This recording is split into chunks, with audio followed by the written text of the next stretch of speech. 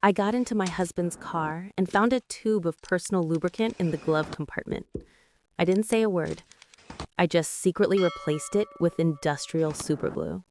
And what happened next forced our neighbors to make an emergency call to the fire department. I'm so glad you're here. If you're watching this video, please like and subscribe to my channel and tell me in the comments where you're listening to my story of revenge from. I want to know how far it's traveled. I sat at the kitchen table, the silence in the house as thick as morning fog, a silence that had become a constant unwelcome guest. The old clock on the wall, a wedding gift from my late mother, ticked with a relentless accusatory rhythm. Each beat a painful reminder of a life I was beginning to suspect was a beautiful, meticulously crafted lie. My husband Julian had just returned from one of his countless business dinners. He looked not merely exhausted, but haunted, as if he carried the weight of a secret too heavy to bear. His face was a map of fatigue and guilt, lines etched around his eyes and mouth that had never been there before. He tossed his jacket on the sofa with a weariness that felt performative, loosened his tie as if it were a noose he was desperate to escape, and collapsed onto the bed, the familiar springs groaning under his weight, without even bothering to shower. The faint scent of his expensive cologne hung in the air, but it was mixed with a new alien fragrance, a sweet floral perfume that felt like an intrusion, a brazen confession from a life I didn't know he was living. A few minutes later, the gentle hum of his snoring filled the house, a sound that once brought me comfort, but now felt like a mocking lullaby, a lullaby for a fool. I got up, moving with the quiet, practiced grace of a wife of 40 years, and began to tidy up the mess he'd left in the living room. His jacket, his wallet, his cell phone, his old laptop. The phone screen was still on, a new email glowing like a sinister omen. I frowned. Julian never used email. He always said, "Juliet, all this tech stuff is too complicated. I'd rather just make a call." But now, an email? It was right there in plain sight. A digital ghost from a life I didn't know he was leading. Out of a morbid curiosity that felt both wrong and necessary, I opened it. The message was short, a mere handful of words that would shatter my world. "You're incredible tonight, Dad." It was followed by a red heart, a symbol of affection that pierced my own heart with a cold, sharp ache. I froze, as if someone had slapped me. The digital world a cruel mirror reflecting a truth I was too terrified to see. Dad. The word echoed in my mind. Who was calling him that? And in such an intimate, affectionate tone. I swiped down, my thumb trembling, looking for more clues, but there was nothing. Just a strange email address, a jumble of meaningless characters that offered no answers, only more questions. A shiver ran through me, not from cold, but from a profound, bone-deep fear. It felt like a cold wind coming in through a crack in the door of my life, revealing a secret chamber I never knew existed. I glanced at the bedroom and saw Julian turn over with a sputtering snore, his face still and peaceful, a stark and infuriating contrast to the storm raging inside me. My heart pounded like a thief's, a frantic, guilty beat.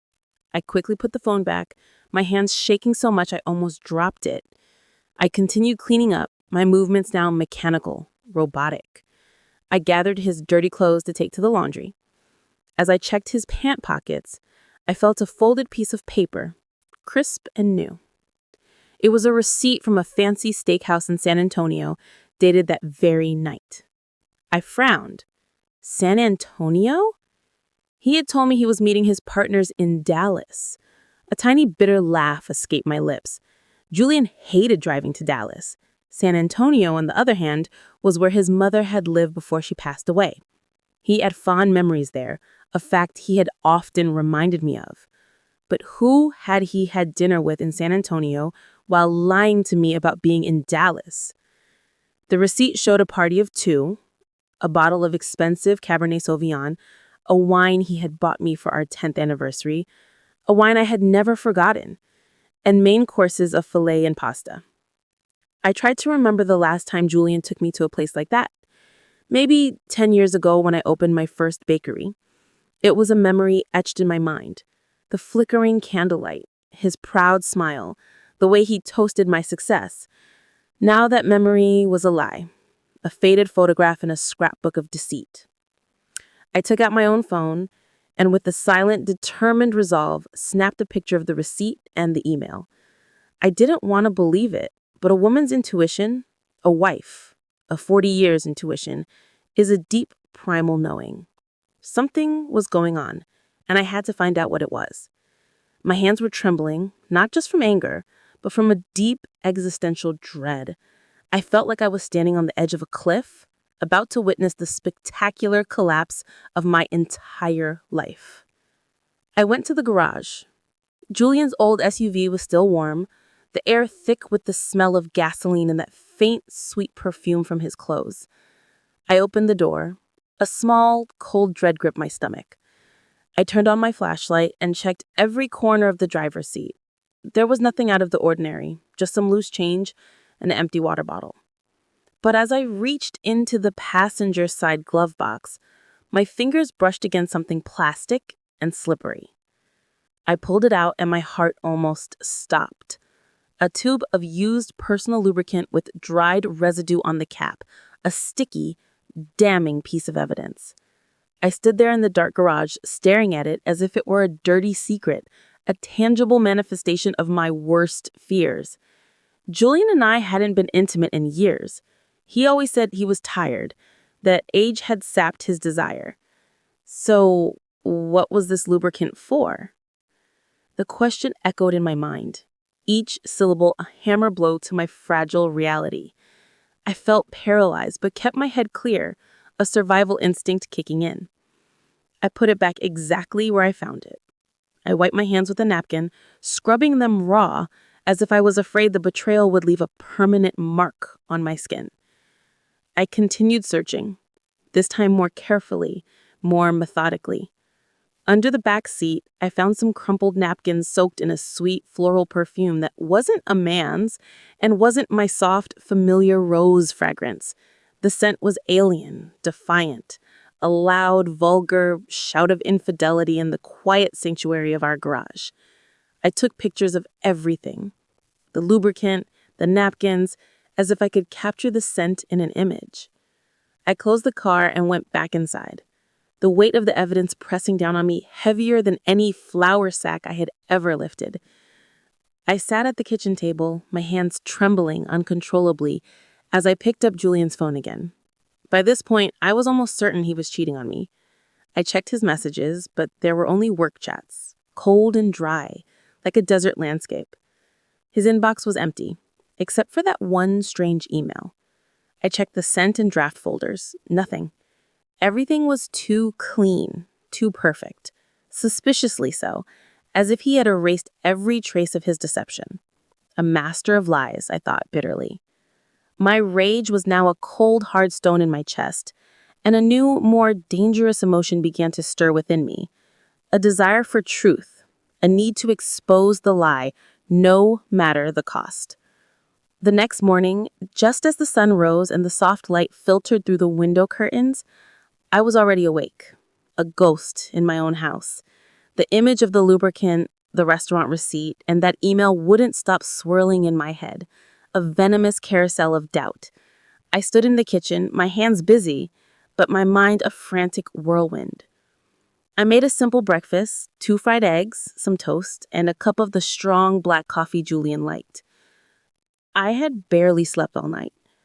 Julian came down looking tired, his hair a mess and his eyes still groggy. He sat at the table, grabbed his coffee cup, took a sip, and set it down half full. "I have an important meeting today," he said in a husky voice, a rehearsed line he'd used countless times before, without looking me in the eye. "I'm sure I'll be home late." He was so good at this, I thought. The easy lies, the casual tone, it made my blood run cold. I nodded with a strained smile, though all I wanted to do was scream, "Where is the meeting? With whom? In San Antonio again?" But I held back, my rage a silent fire, and simply replied, All right, be careful. He got up, gave me a light pat on his shoulder, a gesture that felt more like an afterthought than a sign of affection, and left. The door closed, leaving the kitchen in silence, and me with the suspicion that was growing into a monstrous certainty. I cleared the table and washed the dishes one by one, the rhythm of the task a small anchor in the storm of my emotions. I couldn't just sit there inventing theories. I needed the truth, hard evidence. I picked up my phone and looked for the number from Mrs. Miller, a friend from years ago who had helped me so much when I first opened the bakery. She had once told me about a good private investigator who specialized in infidelity cases. Juliet, if you ever need it, I can give you Thomas's number, she had said. He's very discreet and reliable. I never thought I would need to call him, but Now I had no other choice. I dialed her number, my voice trembling, each ring a drumbeat of my mountain anxiety. Hello, Mrs. Miller? Can you help me get in touch with Thomas? I need him. She was silent for a few seconds, a pause that spoke volumes before answering. Juliet, what's going on? Did Julian do something?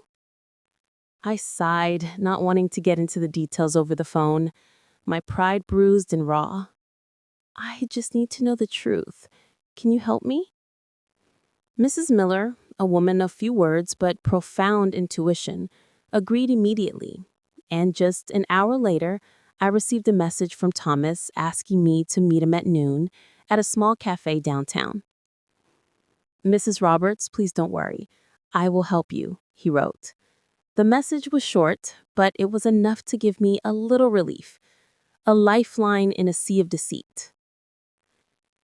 At noon, I went to the cafe, a tiny place with worn wooden tables and the aroma of roasted coffee filling the air, a scent that usually comforted me but now felt strangely foreign. I chose a secluded corner where no one would notice me, a shadow in a room full of light. Thomas walked in, a middle-aged man, short and stocky, with a simple light blue shirt and philosophical eyes that seemed to read everything, to see through the surface of things. I handed him a flash drive with the photos I had taken the night before, the strange email, the restaurant receipt, the lubricant tube, and some napkins.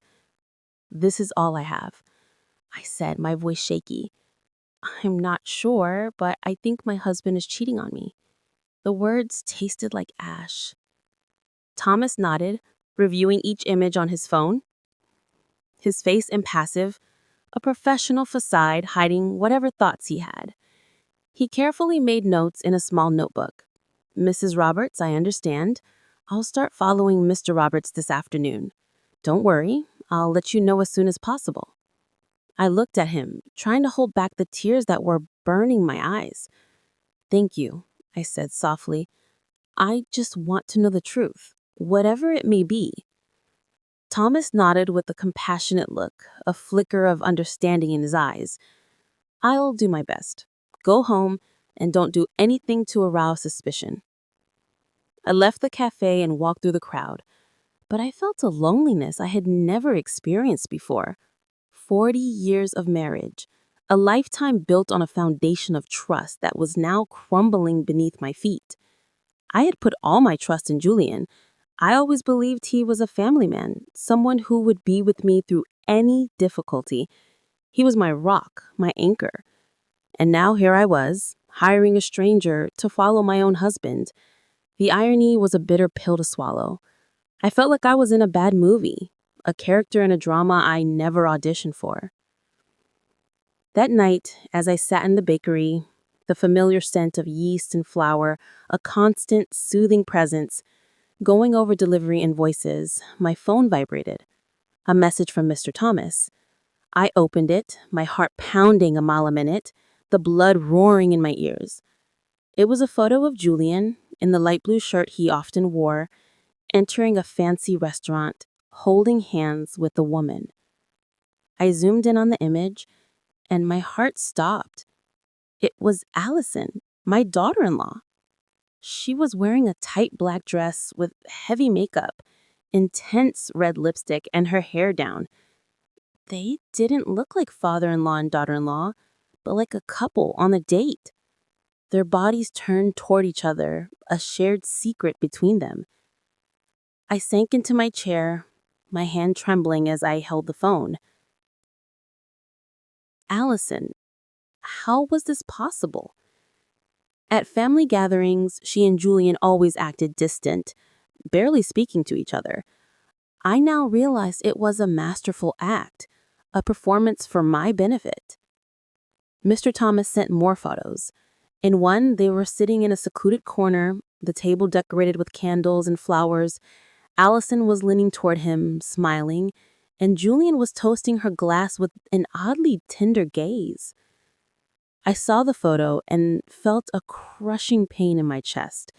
In 40 years, I had never seen him look at me like that, not even when we were young. When I was that girl from San Diego with long hair and a radiant smile, he looked at me that way. A look of genuine adoration, of a love I thought was mine. Now it was hers. In the middle of the night, a video arrived from Mr. Thomas. The clock on the wall read 2 a.m. I put on my headphones, a desperate attempt to keep the secret contained, and pressed play, my hands so shaky I almost dropped the phone. In the video, Allison leaned close to Julian's ear, whispering something that made him laugh loudly, a sound that was a stranger to me. Her voice sounded sweet, her eyes sparkling under the lights of the restaurant. Then they got up and left. And Julian, ever the gentleman, opened the car door for her as if she were a lady and he were her lover. I replayed the video again and again, a self-inflicted torture. Each time felt like another stab to the heart. Allison, my daughter-in-law, whom I had treated like my own daughter, whom I had taught how to make our family's traditional flan, and Julian, the man I had given my whole life to, with whom I had built a family. What were they doing behind my back? Behind Daniel's back? The questions were a tidal wave, threatening to drown me. I saved all the photos and the video to a flash drive, making a note of every detail, date, time, place, even the name of the restaurant. My hands worked on autopilot, but my mind was in chaos. I didn't want to believe it. I couldn't believe Julian and Allison were capable of something so low, so cruel. But the evidence was right in front of me. Undeniable, a mountain of proof. I stayed in the bakery among trays of sweet pastries that smelled delicious, but I felt like my world was falling apart. I remembered the early days of the business when Julian would help me carry sacks of flour, when we would laugh together in that little kitchen, our dreams as big as the sky. Now it all seemed like a distant memory, a beautiful lie I had lived for too long. The next morning, I was in the small kitchen of the bakery, holding a list of orders for a large hotel downtown. The smell of flour and vanilla, which always brought me peace, felt empty that day, a hollow comfort. As soon as I finished signing the delivery invoice, my phone vibrated in my apron pocket. I wiped my hands, and my heart sank when I saw it was a message from the detective. Just a short sentence. "Mrs. Roberts, I'm sending you more evidence." I took a deep breath, trying to stay calm, but my hands trembled as I opened the message. A series of photos appeared on the screen. The first showed Julian, in his usual gray shirt, leaving a law office near the main plaza. By his side was Allison in a beige office dress, her hair in a high ponytail and heavy dark sunglasses that almost covered her face, a pathetic attempt at anonymity. They were walking very close together, not like in-laws, but like a couple. Their bodies a testament to their forbidden bond. In the next photo, they were standing in front of a 4-star hotel with gleaming glass doors and a gold sign. I zoomed in, desperately looking for some sign to deny what I was seeing, but there was nothing. They looked too natural, too comfortable together, a part of a world I was not a part of. Then came a short video from Mr. Thomas. I pressed play, and my heart pounded so hard I thought it would burst, a frantic drum against my ribs. The shot was from a distance, but it was clear enough to see Julian and Allison on the third-floor balcony of the hotel. His arm was around her waist, and she was resting her head on his shoulder, her long hair moving softly in the wind. And then, like a stab, I saw them share a quick kiss without trying to hide. It was a brief kiss, but it was enough to burn away the last spark of hope I had left. I replayed the video frame by frame, each image digging deeper into my soul, a slow, agonizing descent into hell. The room curtain opened slightly, and Allison came out, running to hug Julian, her face lit up with happiness, as if she were a young girl in love. I slumped into the chair, clutching the edge of the table to keep from falling apart. Mr. Thomas wrote, "They also rented the room for the afternoon. It looks like they're staying the night. I'll keep an eye on them." I read the message over and over, my throat tight, as if I were being strangled. Just a few hours earlier, Julian had written to me, "Juliet, I won't be home tonight. I have to meet a potential partner from out of town. Get some rest." The tone was sweet and caring, just as it had been for years. But now I knew it was all a lie, a well-constructed lie. A potential partner from out of town? He wasn't out of town. He was here, in a 4-star hotel with our own daughter-in-law. I opened my portable hard drive and carefully saved every photo and every video. Each time I hit save, I looked at the image as if to make sure I wasn't dreaming. In the video, Julian's gaze toward Allison was so tender. The way he caressed her hair reminded me of the way he used to do it with me more than 30 years ago. We were young, and I believed our love would last forever, a promise whispered under a starry San Diego sky. Now seeing this, all I saw was lies and blatant betrayal. I remembered family gatherings, everyone sitting around the table, a tableau of our perfect family. Allison always sat far away from Julian. Sometimes she even looked at him with disgust. Daniel would joke, "Mom, I think Allison can't stand Dad. She avoids him like the plague." I believed it too. I thought they just didn't get along, that she was just trying to fit into the family. But now I understood it had all been a farce, a carefully choreographed dance of deception. They acted too well in front of me, in front of Daniel, in front of the whole neighborhood.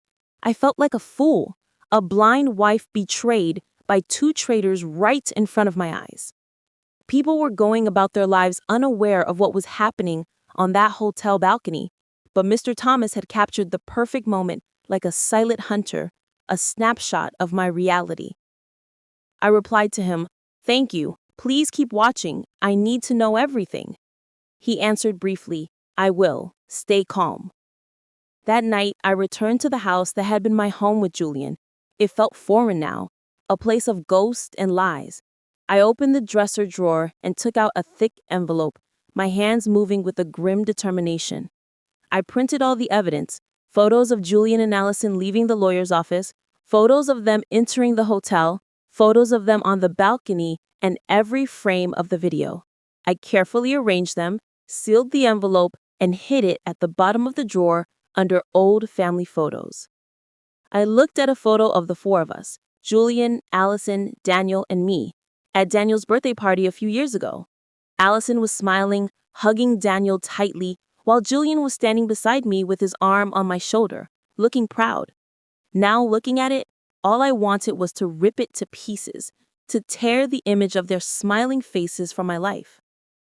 The next morning, just before dawn, I heard the front door open slowly. Julian staggered in, smelling of alcohol. "The partner was too difficult, Juliet," he complained in a raspy voice, his eyes red, as if he'd been up all night. "I'm dead tired." I stood in the kitchen with a glass of water in my hand, watching him perform while feeling like he was rubbing salt in a wound. "Rest," I replied calmly, as always, the practiced voice of a wife. "You have to go to work tomorrow." He nodded, gave me a pat on the shoulder as if nothing had happened, and dragged himself to the bedroom. Minutes later, he was snoring peacefully as if he'd never cheated on me, as if he'd never gone to a hotel with our own daughter-in-law. When I was sure Julian was asleep, my phone vibrated. It was a call from the detective, Mr. Thomas. His voice was low, almost a whisper, as if he feared someone would overhear him. "Mrs. Roberts, I recorded their conversation in the hotel parking lot. I used special equipment. They didn't even notice. I'm sending it to you now." My heart pounded hard, but I simply replied, "Thank you, Thomas. Send me the file." Minutes later, an audio file appeared in my messages. I put on my headphones, sat at the table, and pressed play. The first thing I heard was Allison's voice, cold and ambitious, a stranger's voice. "Dad, hurry up with that fake contract. I want to have that whole chain of stores already. I want that old hag out of the house." I felt a blow to my chest and gripped the phone tightly. Then came Julian's voice, deep and confident. "Don't worry about those papers. Juliet doesn't know anything. Leave it in my hands. She trusts me too much." It felt like a knife twisting in my heart. They weren't just cheating on me. They were planning to take everything I had built, the bakery chain, all the sweat, tears, and sleepless nights, baking each batch, running all over town to make deliveries to keep my reputation. It was all mine. Julian never once got his hands dirty in the kitchen. He never worked the counter or signed contracts with hotels. And now he and Allison wanted to take it all away, to kick me out of the house I had made a home. I almost broke down, but I still had the composure to copy the audio file to the flash drive where I kept the other evidence. I carefully wrote down the time and place as if trying to keep myself steady in the middle of the storm. The next morning, as I made coffee in the bakery, my phone vibrated again. Thomas sent another batch of new photos, taken with the telephoto lens. In them, Julian and Allison were inside his car with a thick pile of papers in front of them. Allison had a red pen and was marking the document intently. Julian, next to her, nodded and smiled as if he were in full agreement. Thomas wrote, "I overheard something. It seems they want to use a contact at the notary's office to make the transfer. I'll investigate further." I zoomed in on the photo. I could see the letters on the paper, though I couldn't read them, but I knew these weren't normal work papers.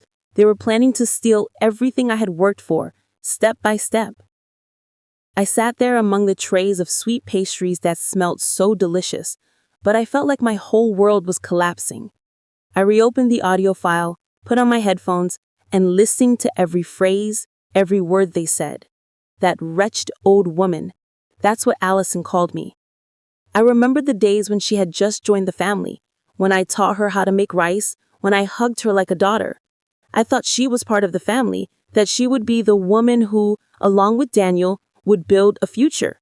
And Julian, the man I had loved since I was a girl in San Diego, who swore he would be with me until the end. They had made a joke of me, a fool who still believed in love and family. A regular customer came in, Mrs. Peterson, who always bought pastries for her grandchildren. "Juliet, your bakery has been packed lately. Your chain of stores is expanding. I'm so proud of you," she said, her voice warm. I forced a smile and replied, "Thank you." I'm doing my best. But inside, I was a wreck. I wondered what she would think if she knew the truth. Would she see me as a strong woman or just a fool betrayed by her husband and daughter-in-law? I wrapped Mrs. Peterson's pastries, said goodbye at the door, and sank into my chair, my hands on my head. I wanted to cry, but no tears came. Instead, a silent rage burned inside me, like the fire in an oven, ready to ignite at any moment. That night at dinner, I sat across from Julian in the small kitchen under the yellow light that gave his face a strange, distorted glow. He ate and spoke in a monotone voice, as if nothing were wrong, as if the world wasn't about to end for him. "Julian, I have to sign some important business papers this week. Maybe you should look them over. They're complicated." I picked up a piece of bread and pretended to take a bite. But in my head, I could only hear Allison's voice from the recording. "Dad, hurry up and sign the fake contracts." I knew he was testing the waters.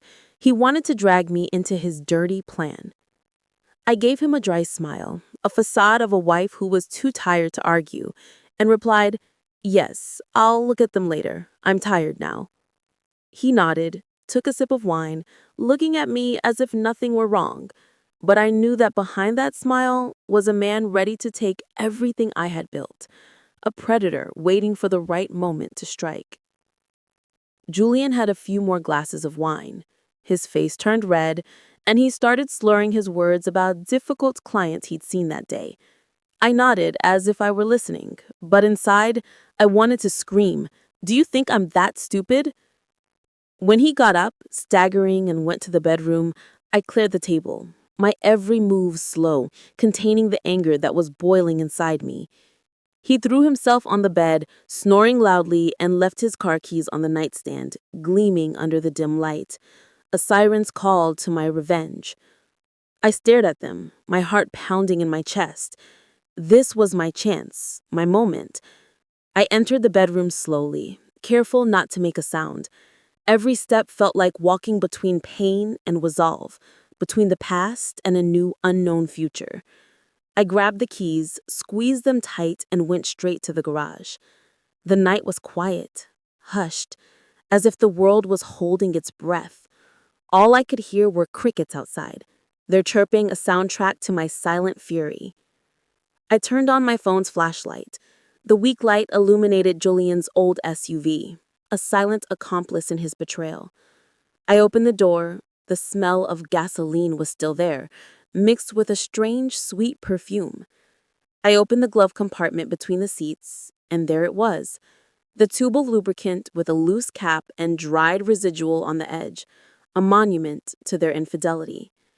I held it in my hand, feeling like I was holding a dirty secret. It was clear they had used it again, as if it were confirmation that Julian and Allison were still playing their secret game, their twisted little dance. I took the tube of lubricant to the kitchen, placed it on the counter, and washed my hands with lemon soap. I scrubbed them thoroughly as if to erase every trace of the betrayal I just touched. The fresh scent didn't calm my anger, but it helped me stay focused. I opened the tool drawer and took out a tube of clear industrial superglue, the same kind I once used to fix a chair at the bakery. It was a tool of my trade, now a weapon of my revenge. I carefully unscrewed the cap of the lubricant and filled the tube with the glue, drop by drop, until it was completely full. I wiped the nozzle, shook it gently to mix it, and tested it a little. It came out smoothly, just like the original lubricant. At a glance, no one would notice the difference. I smiled faintly, though a hurricane was raging inside me. This wasn't a game. It was the first step to getting justice. I put the tube of lubricant back in the glove compartment, adjusted the floor mat and the seat just as they were, as if no one had touched anything, before closing the car. I opened the trunk to check. There were crumpled bags, an empty water bottle, and an unused condom lying in a corner. My heart skipped a beat, but I wasn't surprised anymore. I took pictures with my phone, adding them to the growing collection of evidence. Each image was another piece, a reminder that I couldn't let Julian and Allison get away with their lies. Back in the house, I put the keys back in their place next to Julian's alarm clock. I grabbed an old book and sat on the living room sofa, pretending to read. The dim light fell on the pages, but I couldn't read a word.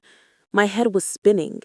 I thought of Daniel, my son, who believed he was living happily with Allison without knowing the truth. How could I tell him that his wife and his own father were betraying us? I thought of the bakery chain, of the 40 years of work and sleepless nights, of all the fights with Julian to defend my dream. He never really understood it, but I trusted that he supported me. Now I knew he was just waiting for the right moment to take everything. An hour later, Julian woke up and stumbled into the kitchen for water. He saw the keys on the counter and didn't suspect a thing. "Still not sleeping, Juliet?" he asked groggily. I smiled and replied, "No, I'm just reading a bit. Finish your water and go back to bed." He nodded, drank, and returned to the bedroom, snoring immediately. I looked at him as if he were a stranger. This man, who once promised to be with me until the end, was now planning to destroy what I loved most. But he didn't know that I had already started my counterattack. At dawn, I got up. The sunlight was timidly entering through the bakery window.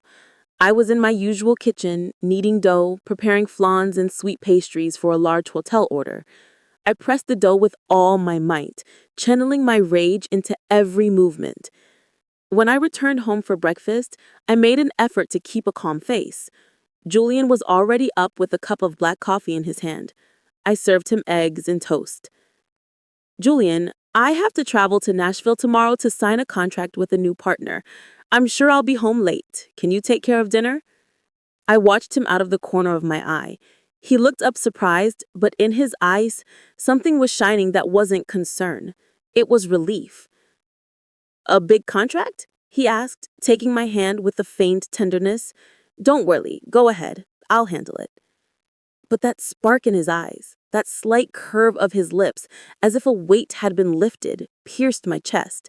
He wanted me to leave, and I knew exactly why. I smiled and nodded. Thanks. I'll call you if I get back late. He took another sip of coffee, then he got up saying he had to get to the office early. As he left, I saw he had left his phone on the table and the screen lit up with a missed call. The name that appeared was at. I was sure it was Allison Thomas. Before I could touch the phone, Julian came back, grabbed it in a hurry, and turned off the screen in front of me. I forgot it, he mumbled with a forced smile, and he was gone. I stood there watching the door close, feeling as if I had been slapped. He wasn't even bothering to hide it anymore. That day, I worked like a machine, delivering bread, signing invoices, and smiling at customers. But my mind was only focused on Julian and Allison. I couldn't let them continue their farce behind my back and Daniel's. I needed more evidence, to hear from their own mouths what they said when they thought no one was listening. That night, I pretended to be tired. I went to bed early and told Julian, I have to wake up early tomorrow to catch the bus, so I'm going to sleep. He nodded, gave me a pat on the shoulder. Rest, Juliet. Be careful on your trip tomorrow. I lay down and closed my eyes, but I sharpened my hearing, attentive to every sound in the house. Close to midnight, when Julian's snoring stopped, I heard him get out of bed quietly. The faint light from his phone shone in the darkness. He left the room with his phone, thinking I was asleep. I stayed still, my heart pounding. Then I slowly got up and followed him on tiptoe. I hid behind the thick living room curtain and saw him standing in a dark corner near the window. He put the phone to his ear and spoke softly. Yes, of course.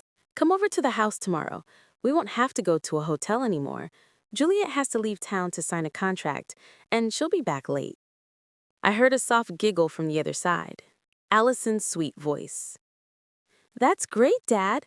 Finally, we can relax. Julian laughed, replying, Yeah, come early. I'll be waiting. I stood there behind the curtain, feeling my blood boil. They weren't just cheating on me. They were planning to turn my house, my son's home and mine, into their meeting place. I returned to the bedroom in silence, opened a drawer, and took out Daniel's old recorder, the one I bought him for college to record his classes. I checked the battery, put in a new one, and turned on continuous recording. I hid it behind the bookshelf in the bedroom, next to the headboard, certain it would capture everything. I carefully adjusted the cable and covered it with a family photo frame, the photo of the four of us at Daniel and Allison's wedding. Looking at it, I felt a bitter taste. Allison's smile, Julian's hug. Now, they were all lies. Before going back to bed, I checked again that the recorder was working. I placed the photo frame just right to hide the cable.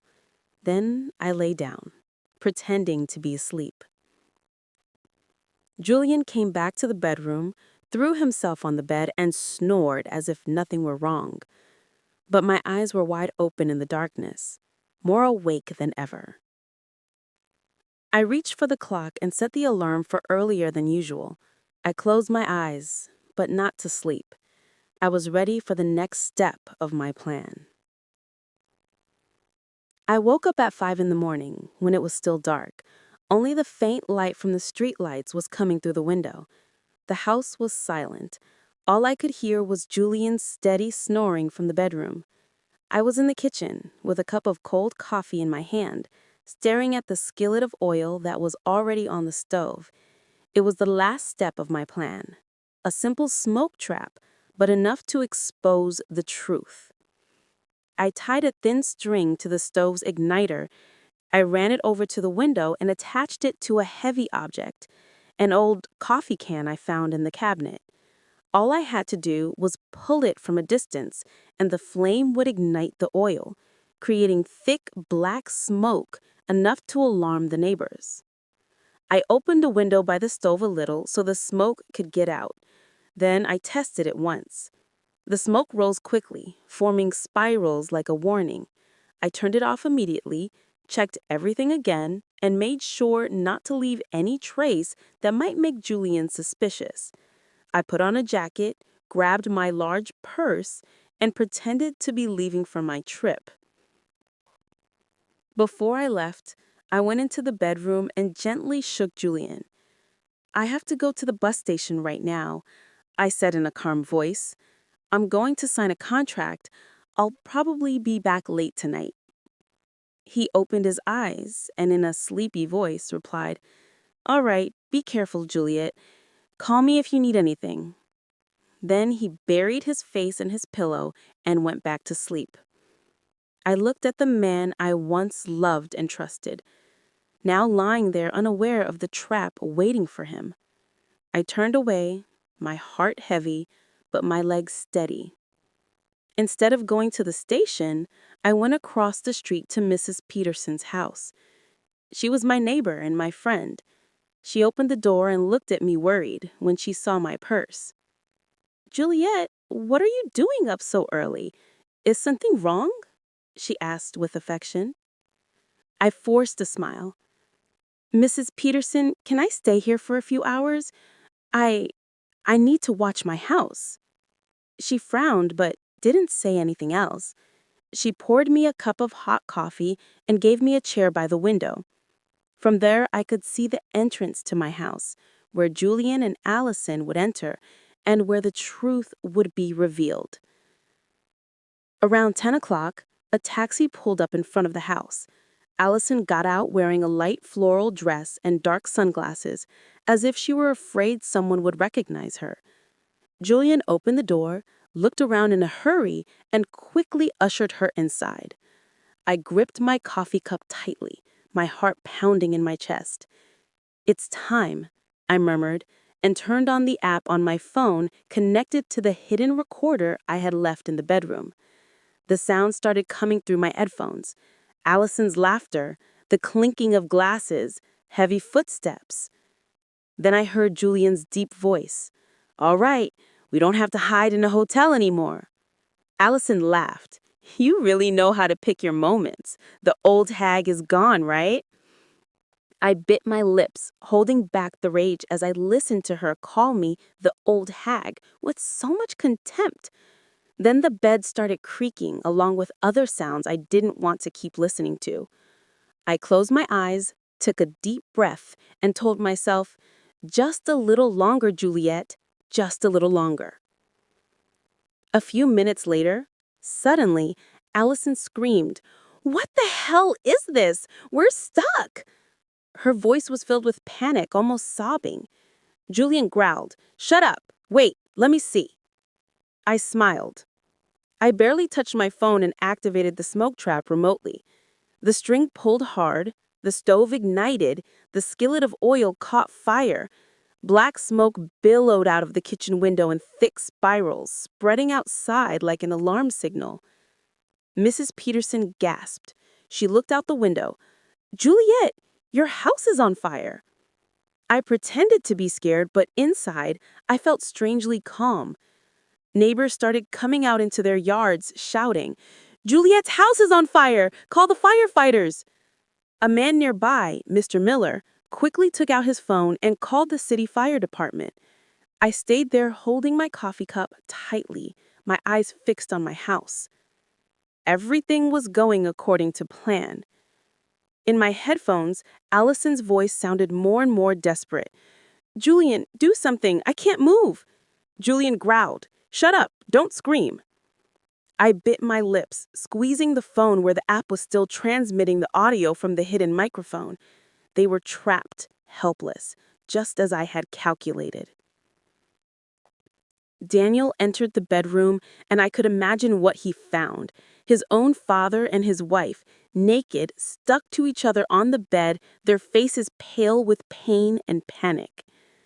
I wasn't there, but through my headphones, I heard Daniel's voice falter. What? What is this? A firefighter behind him murmured in surprise, "Oh my God." Another couldn't hold back and let out a nervous laugh, but Daniel immediately shouted, "Silence!" I knew that cry wasn't just to maintain order, but my son's last attempt to hide his pain. The humiliation was now exposed, not just to Daniel, but to the entire fire team and the whole neighborhood. A firefighter ran out and told Daniel, "Chief, the smoke is under control. It was just a small oil fire, nothing serious." But Daniel didn't reply. I figured the young man was still in the bedroom, frozen by what he was seeing. The neighbors started to arrive, crowding in front of the door, pointing and whispering, "What's happening?" "It's Julian and his daughter-in-law," a woman shouted, her voice full of amazement.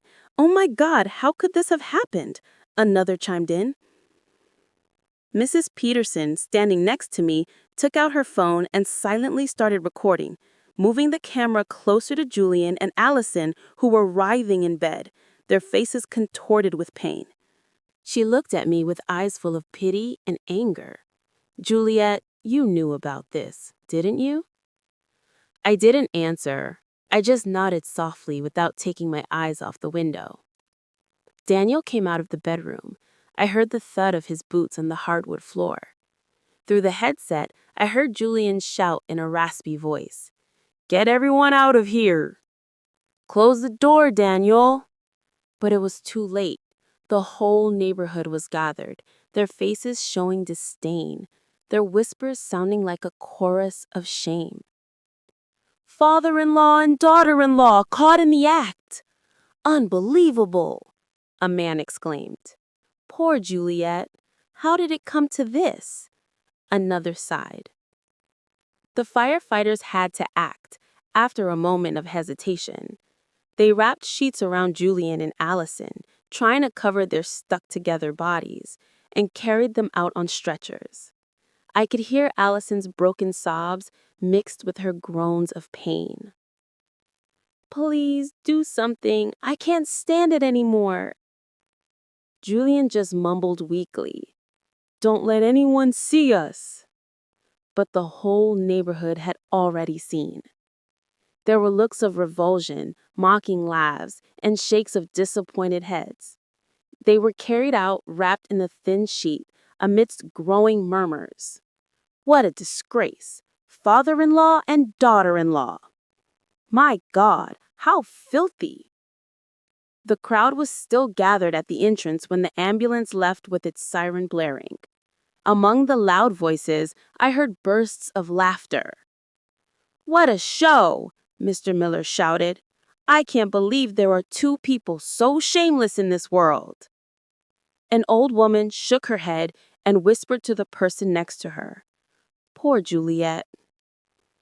I stood among the people, pretending to be surprised, as if I had just run there from the bus station.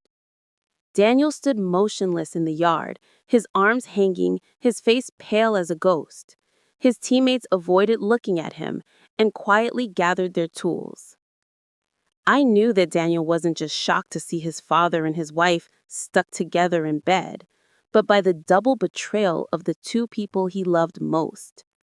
I wanted to run and hug him, to tell him I was sorry for letting him see something like that, but I held back and walked behind Mrs. Peterson, who silently accompanied me to the hospital. We sat in the third-floor hallway, waiting, while I maintained the concerned look of a wife who had just found out her house had been on fire. Hours later, a doctor came out, sweat on his forehead. He looked at me and spoke in a low voice. "Mrs. Roberts, we managed to separate them. Fortunately, there was no serious damage. They just need some skin ointment." I nodded, pretending to be relieved, while my fingers discreetly brushed against my purse where I had hidden 2 tubes of thick mustard I had prepared. "Thank you, doctor," I said, my voice trembling to hide my plans. "Can I see them?" He nodded and led me to the nurse's station where they gave me 2 tubes of ointment. The nurse, a young woman, looked at me with compassion. "Ma'am, this is a very difficult situation. I'm so sorry."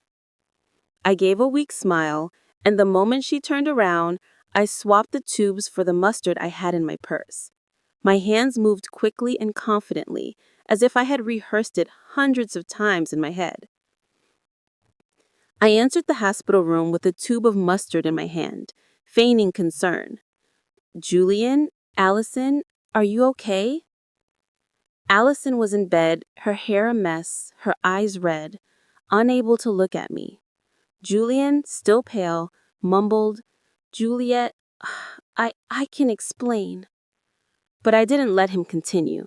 I placed the tube of mustard on the table next to the bed and left. Minutes later, a gut-wrenching scream came from the room. Allison was covering her face, crying, "It burns! My skin is on fire!" Julian was writhing in bed, cursing, "What the hell is this? Who did this?" The whole hallway was in an uproar. Patients and family members came out to look. An old woman whispered to her son, "It's them, the couple from the video this morning on the internet, the father-in-law with the daughter-in-law. What a disgrace." Another added, "They deserve it." The doctor ran into the room, asking the nurses to clean their skin and apply a neutralizing agent. But the humiliation of Julian and Allison was already public, impossible to stop. Mrs. Peterson's video of them being carried out on a stretcher had spread throughout the neighborhood and on social media. I was in the hallway, listening to the murmurs, feeling as if the whole world was witnessing the downfall of those 2 traitors. When the crowd dispersed, Daniel entered the room with a thick folder in his hand. I had called him as soon as the ambulance left, asking him to get the envelope with the evidence I had saved in the drawer and the 2 divorce papers I had ready.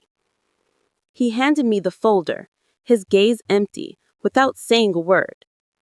I opened it, took out the documents, and placed them on the table in front of Julian and Allison. I looked him directly in the eyes, my voice cold but firm. 40 years of marriage, and here. Sign these and then do whatever you want, as long as you disappear from my son's life and mine. Allison collapsed, crying, looking at Daniel. "Honey, forgive me. I made a mistake. Please, I beg you, forgive me." But Daniel just looked at her, his gaze as hard as stone, and left without saying a word. Julian tried to grab my hand, his voice trembling. "Juliet, listen to me. I didn't want this." I cut him off. "Don't say anything else, Julian. You chose this path." He yelled desperately, "Juliet, please!" But the nurse came in and warned, "Be quiet. This is a hospital." I turned and walked away without looking back. In the hallway, I saw Daniel leaning against the wall with his head in his hands. I walked over and put my hand on his shoulder, but he didn't lift his face. "Mom," he whispered, his voice broken. "Why did it have to be Dad? Why her?" I didn't answer. I just hugged him tightly, sharing his pain with my own. In that moment, I knew that Julian and Allison had lost everything, their honor, their marriage, even their dirty plan. But Daniel and I had also lost a family. I only hoped that with time, we would find peace. A few weeks after the scandal, my bakery was busier than ever. The little bell on the door wouldn't stop ringing. Customers came in and out with smiles and compliments. "Juliet, you're so strong," Mrs. Peterson said, holding a bag of freshly baked flan. The whole neighborhood is proud of you for how you defended your family business amidst all that filth." I smiled and thanked her. People supported me. They called me a strong woman, but only I knew that strength came from the broken pieces of my heart. Every time I looked at the oven, where I had worked with sweat and tears for 40 years, I remembered Julian and Allison, who wanted to take everything from me, but failed. And I'm still here with my bakery, with Daniel, and with a new life.